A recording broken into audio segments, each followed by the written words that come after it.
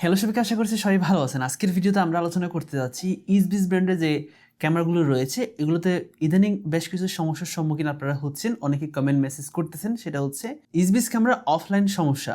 মানে আপনি যখনই একই ওয়াইফাইয়ের মাধ্যমে থাকেন তখন আপনি ইজিলি ক্যামেরাটি দেখতে পারেন। যখন এই ওয়াইফাইটা বন্ধ করে অন্য একটা ওয়াইফাইতে শিফট হন অথবা মোবাইল ডাটা চালু করেন তখন কিন্তু এটা অফলাইন দেখা যায় বা অনলাইনে এটা দেখা যাচ্ছে না। এটা কি কি কারণে হতে পারে এটা নিয়ে আজকে আমরা একদম ব্যস্তভাবে আলোচনা করার ট্রাই করব। আসসালামু আলাইকুম, আমি এসি জুনাইদ আপনাদের সঙ্গে। আপনারা দেখছেন দ্য টেক টিউটোরিয়াল। তাহলে শুরু করা যাক আজকের ভিডিওটি।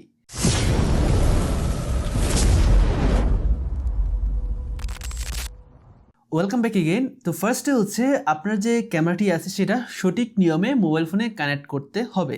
সঠিক নিয়মে যদি আপনি কানেক্ট করতে পারেন তাহলে এই ধরনের সমস্যাটি কখনোই আসার কথা না। এরপরেও কয়েকটা টেকনিক্যাল সমস্যার কারণে এই ধরনের সমস্যা আসার সম্ভাবনা থাকতে পারে। এক নম্বর সমস্যা হচ্ছে আপনার ইন্টারনেট স্পিডটা কেমন আছে। ইন্টারনেটের সমস্যা দুইভাবে হতে পারে, একটি হচ্ছে মোবাইলের সাইডে আর একটি হচ্ছে ক্যামেরা সাইডে। ক্যামেরা সাইডে যদি সমস্যা হয় তাহলে কিন্তু এই ধরনের অফলাইন সমস্যার সম্মুখীন হবেন, আর মোবাইলে যদি ইন্টারনেটের সমস্যা হয়ে থাকে তাও কিন্তু আপনি এই ধরনের অফলাইনের সমস্যার সম্মুখীন আপনি হতে পারেন। তো ফার্স্টে আপনার চেক করতে হবে যে ক্যামেরা সাইডে যে ইন্টারনেট কানেকশনটি দিয়েছেন এটা আপনার কীভাবে কানেকশন করা হয়েছে। আপনার রাউটার থেকে ক্যামেরার দূরত্ব কতটুকু হতে পারে, বা আপনি যেখানে ক্যামেরাটি বসাইছেন ওইখানে আপনি মোবাইল ব্রাউজিং করে দেখবেন, আপনার ইন্টারনেট ব্রাউজ করে দেখবেন একই ওয়াইফাইয়ের মাধ্যমে থাকে ইন্টারনেটটা একদম স্পিড পাওয়া যায় কিনা, অথবা যেখানে আপনি ক্যামেরাটি বসাইছেন ওইখানে আপনার ইন্টারনেট টেস্টার দিয়ে টেস্ট করে দেখবেন ইন্টারনেট স্পিডটা কেমন আছে। অবশ্যই একটি ভালো মানের ইন্টারনেট থাকলে কিন্তু আপনি ক্যামেরাটি ইজিলি সব জায়গার মধ্যে দেখতে পারবেন। সো এখন মোবাইল ফোনে কীরকম সমস্যা হতে পারে। আপনার মোবাইল ডাটা দিয়ে যদি সমস্যা হয়ে থাকে তাহলে মোবাইল ডাটাটা একটু চেক করে নেবেন। আপনি যে মোবাইল ডাটাটা কিনেছেন সেটা কি সব কিছু ইউজ করার জন্য কিনেছেন, নাকি শুধুমাত্র ফেসবুক বা সোশ্যাল যেগুলো থাকে এগুলো ব্যবহার করার জন্য কিনেছেন, ওইটা অবশ্যই চেক করে নেবেন। এবং মোবাইল ফোনের যে ইন্টারনেট কানেকশনটি আছে সেটা আপনি একটু ভালোভাবে চেক করলেই আশা করছি এই সমস্যাটির সমাধান করতে পারবেন। আপনি দুটো সাইডে চেক করে দেখেছেন মোবাইলের যে ইন্টারনেট আছে সেটাও ভালো আছে, এবং ক্যামেরা সাইডে চেক করে দেখেছেন সেটাও খুবই ভালো আছে।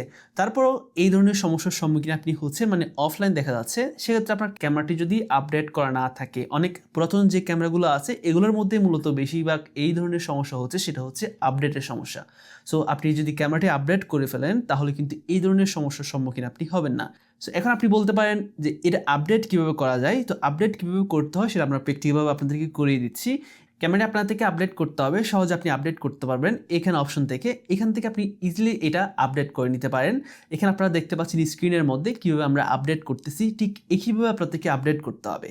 ওকে, তো আপনার কাছে যদি এই ধরনের আপডেট শো না করে তাহলে আপনার যে ইসবিস সফটওয়্যারটি আছে সফটওয়্যারটি আপডেট করা আছে কিনা, মানে প্লে স্টোর অথবা অ্যাপ স্টোর থেকে আপনি চেক করে নেবেন আপনার সফটওয়্যারটি আপডেট করা আছে কিনা। সফটওয়্যার আপডেট করতে হবে, এর পাশাপাশি আপনার যে ক্যামেরাটি আছে সেটাও আপডেট করতে হবে। তো দুইটা আপডেট করার পর আশা করছি আপনার এই সমস্যাটি সহজে সমাধান করতে পারবেন।